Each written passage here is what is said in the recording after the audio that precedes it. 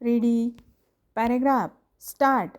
पूर्वी कधीही लोकशाही शासनाचा अनुभव न मिळालेल्या भारताने मोठ्या धाडसाने आणि निर्धाराने लोकशाही गणराज्याची स्थापना केली. कारण आपण स्वातंत्र्यापूर्वी अनुभवलेल्या राजेशाही, सरंजामशाही आणि ब्रिटिश हुकुमशाही इत्यादी शासनपद्धती सर्वसामान्य जनतेच्या दृष्टीने चांगल्या नव्हत्या. शिवाय लोकशाही हा शासनाचा आधुनिक प्रकार असल्याने आधुनिक भारताने तो स्वीकारणे स्वाभाविकही होते.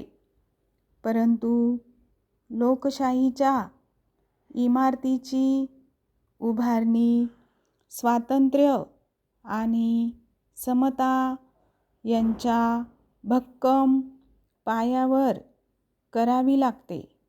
कारण हा पाया ठिसूळ झाला तर लोकशाहीचे रूपांतर हुकुमशाहीत होण्यास वेळ लागत नाही.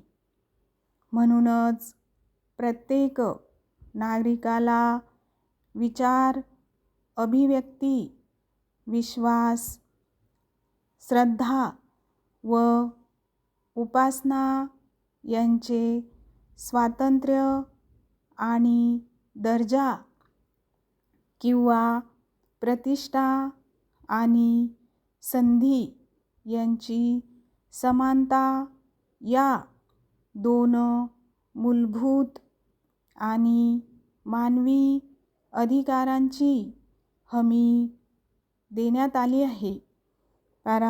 भारतात भिन्न वंश, धर्म, पंथ असलेले आणि अनेक भाषा बोलणारे लोक राहतात.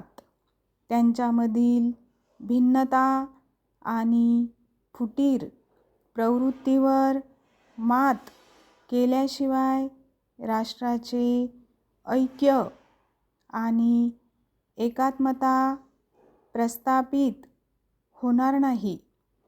म्हणूनच बंधुत्वाच्या कल्पनेस महत्त्वाचे स्थान दिलेले आहे.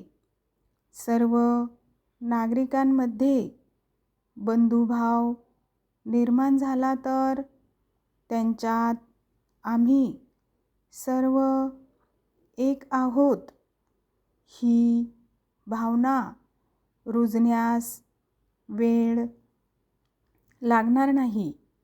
अशा एक राष्ट्रीयत्वाच्या भावनेतून राष्ट्रीय एकात्मता येईल व त्यामुळे भारताचे राष्ट्रीय ऐक्य व अखंडत्व अबाधित राहील आणि फुटीर वृत्तीला पायबंद बसेल. स्टॉप.